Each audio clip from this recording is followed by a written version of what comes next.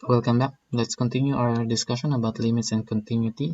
And let's start with one-sided limits, or it is the limits approaching from one side. So to have a limit L as x approaches C, so a function f must be defined on both sides of C.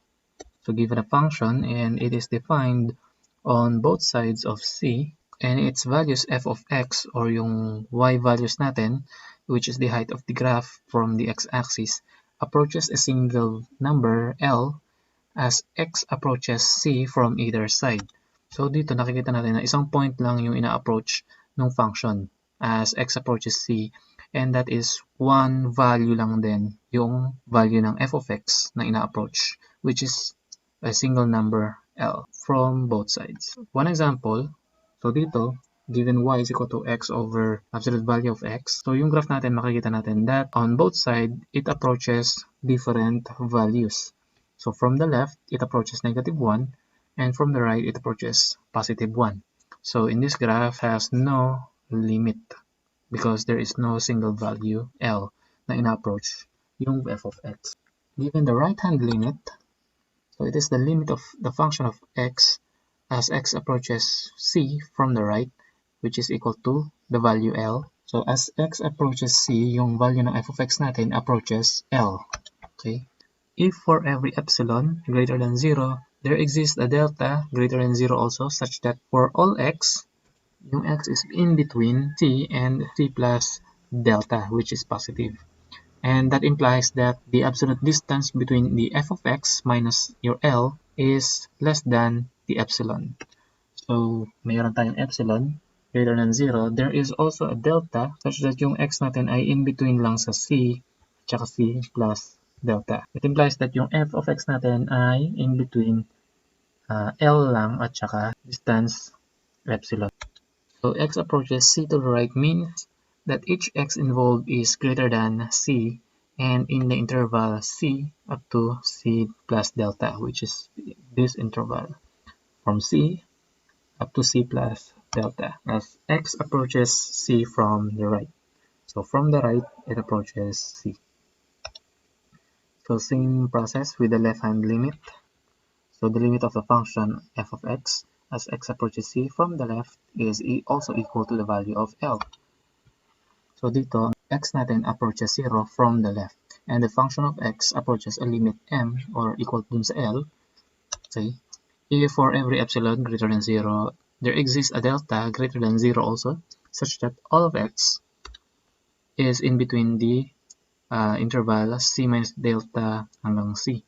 So it implies that the absolute value of f of x minus L is less than also to epsilon. So given that this is your c hanggang c minus delta, so negative side of c, so yung ating f of x is inside epsilon also. So x approaches c from the left means that each x involved is less than c. So ito siya. And in the interval c minus delta up to c. So x approaches c from the left. Example. Prove that the limit of square root of x as c approaches 0 from the right is equal to 0.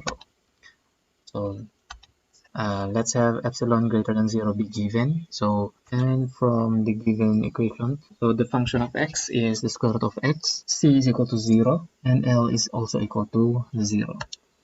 So we need to find a delta greater than 0 such that for all x, so yung x natin is in between c up to c plus delta, since it is from the right. And f of x minus L, is the absolute value is less than epsilon. So if we substitute the values, c is 0, given that c is 0, so yung interval natin is from 0 to delta only, and implies that yung f of x, which is square root of x minus L is 0, is less than epsilon. Okay, now this implies, so removing the absolute value since it is minus 0, so it doesn't change the value of square root of x. So this only brings positive value, so we can remove the absolute value. Squaring both sides of this inequality, so square root of x is x, then square of epsilon is e squared if 0 is less than x less than delta.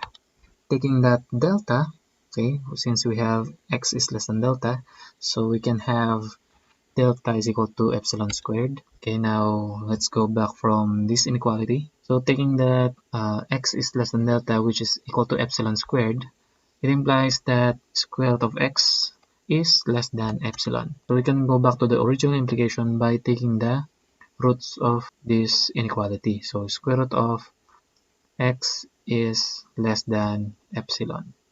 Since it is minus 0, this shows that the limit of square root of x is 0 as c approaches 0 from the right.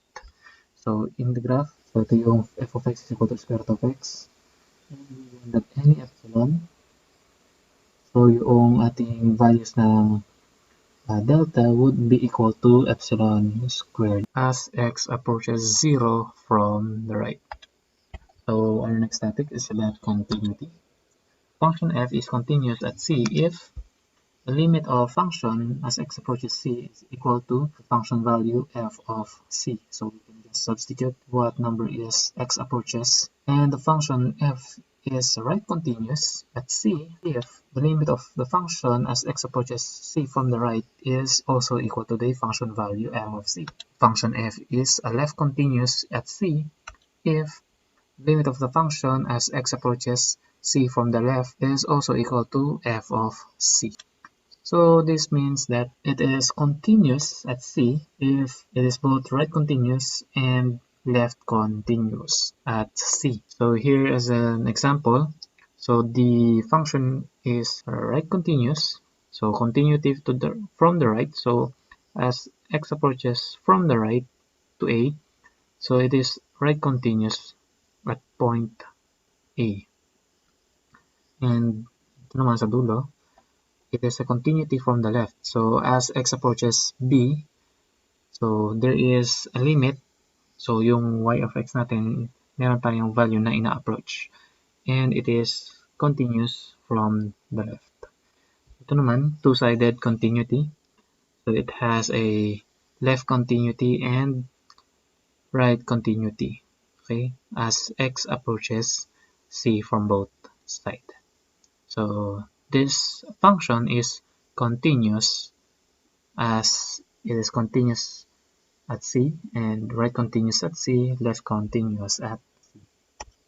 So to verify that a function is continuous, a function f of x is continuous at a point x is equal to c if and only if it meets the following three conditions.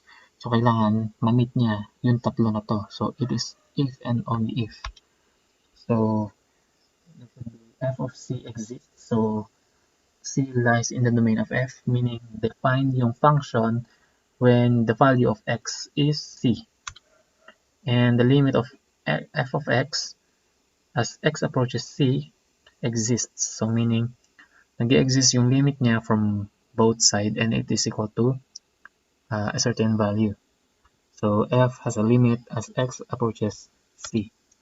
And that limit is equal to f of c itself. The limit equals to the function value. And the properties of continuous function, if f and g are continuous at x is equal to c, then the following algebraic combinations are continuous at x is equal to c. So yung mga algebraic combination or the operations between functions ay applicable din sa continuous functions. So sum of functions, difference of functions, constant multifold, where yung k is an element of a real number, multiplication or product, quotient rule f over g, provided that the denominator g of c is not equal to 0, power rule f raised to n, where your n is positive number. That one is nth root of a function, where your index of the root is positive, and provided that the root is defined on an open interval containing c. So that this should be defined also when x is equal to c. Example, taking the limit of the sum of functions f and g of x as x approaches c, which is equal to the limit of f of x plus limit of g of x as x approaches c by some rule. Since f and g are continuous at x is equal to c, then the limit is equal to the function value f of c plus g of c. And this function is the same with the operations on functions f plus g of c. And as we can see that the limit of the sum of the function as x approaches c is equal to the function value f plus g of c. So we know that sum of the function is also continuous at c is equal to c when f and g are continuous.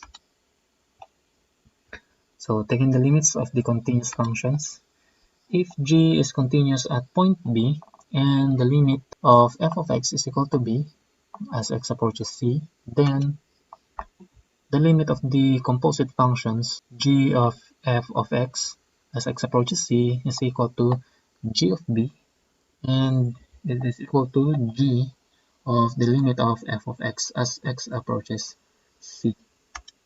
Okay, so let's prove by using the precise definition of limits. Let the epsilon greater than 0 be given, and since g is continuous at b, there exists a delta sub 1 greater than 0 such that the absolute distance between g of y and g of b is less than the measure of epsilon. Whenever the absolute value of the distance of y and b is in between 0 and delta sub 1. Since the limit of f of x as x approaches c is equal to b, then there exists a delta positive such that the absolute distance between f of x and b is less than delta sub 1 whenever the absolute distance between c and x is less than delta. Since f of x can be written as y, so we have y minus b absolute value is less than delta sub 1 whenever x minus the absolute value is less than delta. And the absolute value of g of y minus g of b is equal to g of f of x, which is equal to y, minus g of b. This is less than epsilon. So we have here g of y minus g of b. Whenever the absolute value of x minus c is less than delta. So this proves that the limit of g of f of x as x approaches c is also equal to g of b. So we have our limit g of b. Continuous extension to a point. So kung ang function ay may limit dun sa point na hindi ka defined, if f of c is not defined, but yung limit ng f of x mo as x approaches c is equal to L and it exists, so we can introduce a new function, capital F of x, which is equal to the original function f of x if x is in the domain of f and it is equal to 0 if x is equal to c, because f of c is not defined, so we have 0.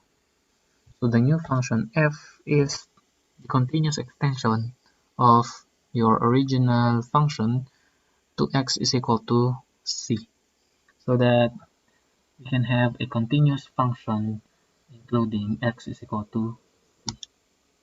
Example, show that the function f of x is equal to x squared plus x minus 6 over x squared minus 4, where x is not equal to 2 since it is not defined on x is equal to 2, has a continuous extension to x is equal to 2, and find that extension. Okay, so the original function has a graph where x is equal to 2 is not included dun sa domain, so we have an open circle here. Then your function is not continuous on this point. Okay, since if x is equal to 2, the function is undefined. So solution, yung original function natin is pwedeng i-simplify so that it can now be defined on x is equal to 2. So given the numerator and denominator has common factor x minus 2, so we can cancel that out, and what remains is the new function x plus 3 over x plus 2.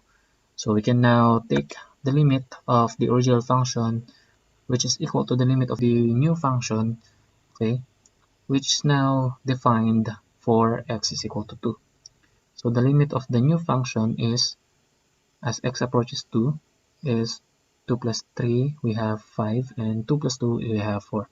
So now that we have a continuous extension of a function, which is y is equal to x plus 3 over x plus 2, where the value of that is 5 over 4. The intermediate value theorem. If f is continuous function on closed interval a to b, and if y sub 0 is any value between f of a and f of b, and then y sub 0 is equal to f of c for some c in the closed interval a to b. Given the graph, so the function is continuous in the interval a to b, and y sub 0 is in between the values of f of a and f of b. Then y sub 0 is equal to the f of c for some value c in between a to b.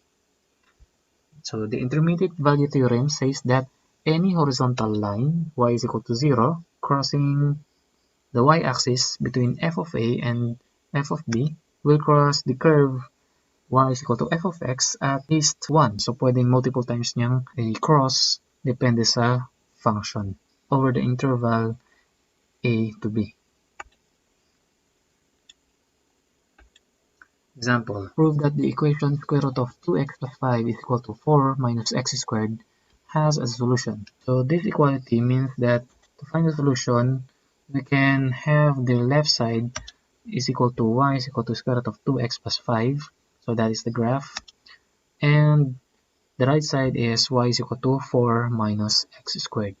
So yung solution na hinahanap dito is actually the point of intersection. So using the intermediate value theorem, let's prove that. So we can rewrite the equation by transposing the negative x squared to the left. So we now have square root of 2x plus 5 plus x squared, which is equal to 4. So the new function on the left side is equal to this one. Now we can use this new function to find a solution for the original equation. So set f of x is equal to 2x plus 5 plus x squared, where g of x is square root of 2x plus 5, which is continuous in the interval including negative 5 over 2 up to positive infinity.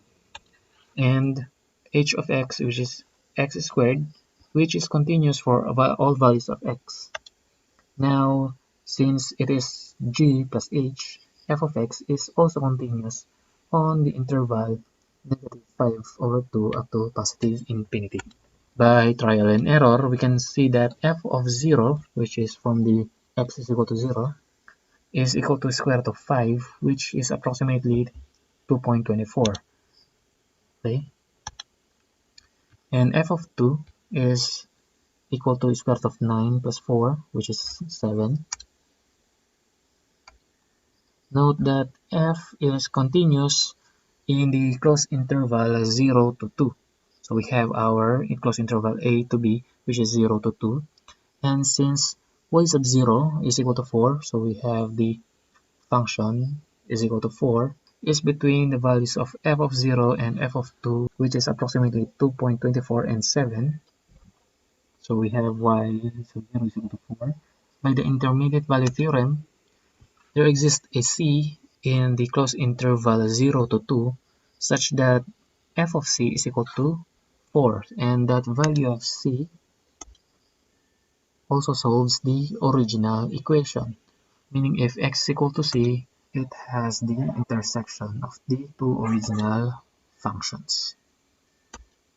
Limits involving infinity. So we have the limits at infinity. We say that f of x has limit L as x approaches infinity. So we have the limit of the function as x approaches to infinity is equal to a limit L. If for every epsilon greater than 0, there exists a corresponding number m, such that for all values of x greater than m, it implies that the absolute distance between f of x minus L is less than epsilon. And we say that f of x has a limit L as x approaches minus infinity or negative infinity. We write this expression: if for every epsilon greater than 0 there exists a corresponding number n such that for all x is less than n, and it implies that still f of x minus L is less than epsilon.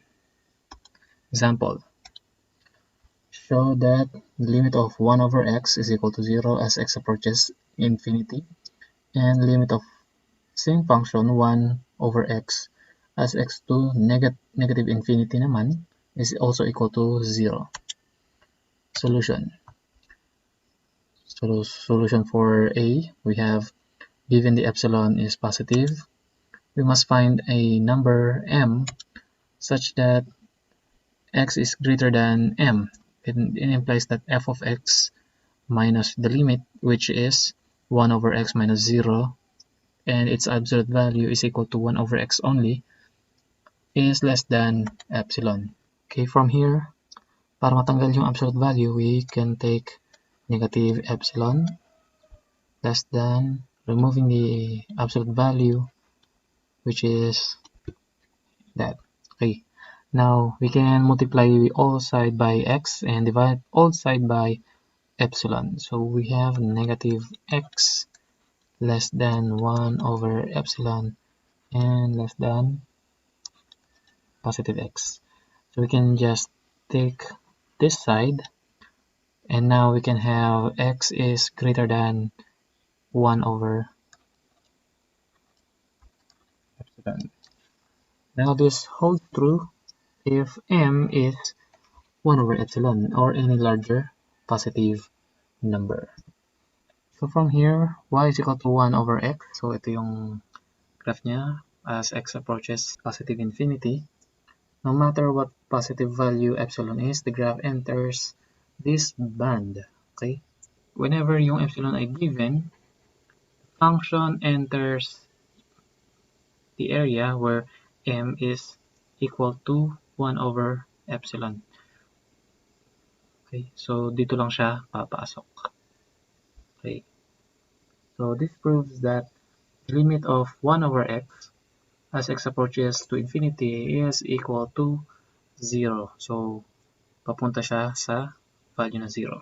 Okay? So for letter B, same approach, we will find a number n naman since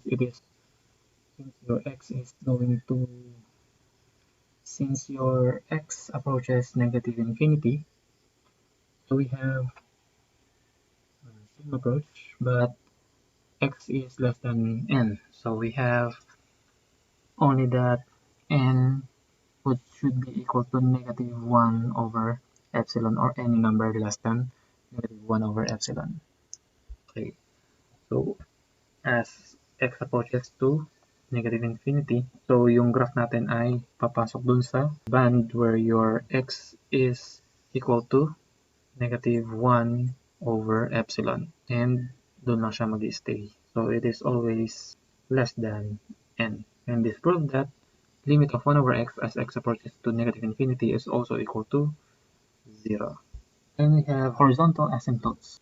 So a line y is equal to b is the horizontal asymptote of the graph of the function y is equal to f of x if either the limit of f of x as x approaches to infinity is equal to b, or the limit of f of x as x approaches to negative infinity is also equal to b. So yung b na yun, the value of y, which is equal to b, is the horizontal asymptote. So it is a horizontal line. So example, find the horizontal asymptote of the graph of f of x is equal to x cubed minus 2 over absolute value of x cubed plus 1. So solution, calculate the limits of x approaches to the positive and the negative infinity. So for x greater than or equal to 0, so the limit of the function is equal to 1. Since dun sa absolute value of x, we will only have a positive value since x is always positive. So we have the limit is equal to 1. For x is less than 0, so the absolute value of a negative number is equal to negative x only. So we will substitute that here. Then evaluating the limit of the function when x approaches to negative infinity is equal to negative 1. So we have two limits, 1 and negative 1. So the horizontal asymptotes are y is equal to negative 1 and y is equal to 1. So for function where x approaches to negative infinity, the horizontal asymptote is y is equal to negative 1. And for x approaches to positive infinity, the horizontal asymptote is y is equal to 1. So dito titignan ninyo, so ang asymptote niya is from the left is yung y is equal to negative 1. Then, i-cross niya rito. So, hindi na siya asymptote dito sa part na to. Ang asymptote na niya is yung y is equal to 1. And infinite limits. We say that f of x approaches infinity as x approaches c. So, ito naman. The limit of the function as x approaches c is equal to infinity. So, ito yung infinite limit. If for every positive real number, b, there exists a corresponding delta positive such that for all x, so the absolute value of x minus c is less than delta. It implies that the function is greater than the number b. Okay? That is for x na nasa interval ng c minus delta hanggang c plus delta, the graph of f of x lies above y is equal to b. So, ito yan. So, the function f of x is greater than b. So, kung ang value ng x mo ay in between c minus delta and c plus delta, so yung value ng f of x mo is greater than the value of b. Now, it approaches to infinity. So, papataas. Okay? And we say that f of x approaches minus infinity as x approaches c. So the limit of f of x as x approaches c is negative infinity. If for every negative real number, negative b, there exists a corresponding delta greater than 0 such that for all of x, okay, yung f of x naman natin is less than negative b. That is for the value of x na nasa pagitan ng c minus delta up to c plus delta, yung graph is below y is equal to negative b. So, ito yung negative b natin. And yung graph, whenever nasa loob ng interval yung ating value ng x, okay, so yung f of x natin is less than negative b. So, papunta pa siya dun. Up to negative infinity. So, the value of y the value of y, which is the value of f of x, approaches negative infinity. The vertical asymptote. So if the line x is equal to a is a vertical asymptote of the graph, y is equal to f of x. If either the limit of the function as x approaches a from the right or x approaches a from the left is equal to positive or negative infinity. So the limit is infinity. Example, the function f of x is equal to 1 over x. Since the limit of 1 over x as x approaches 0 from the right is equal to positive infinity, and the limit of the same function as x approaches 0 from the left is negative infinity, so we have our vertical asymptote, which is 0. X is equal to 0. So from the right, as x approaches 0 from the right, we have a limit of positive infinity. And as x approaches from the left, we have a negative infinity. So the vertical asymptote of f of x is equal to 1 over x is equal to 0, which is the y-axis. We also have oblique asymptote. So if the degree of the numerator of a rational function is 1 greater than the degree of the denominator, find the equation for the asymptote by dividing numerators by the denominator to express the function as a linear function plus a remainder that goes to 0 as x approaches infinity. So example, given a rational function, x squared minus 3 over 2x minus 4. So alam natin na yung degree ng numerator is 2 and the denominator is a linear function with degree 1. So performing the long division of polynomials, so we can find a quotient which is x over 2 plus 1 and a remainder of 1 over 2x minus 4.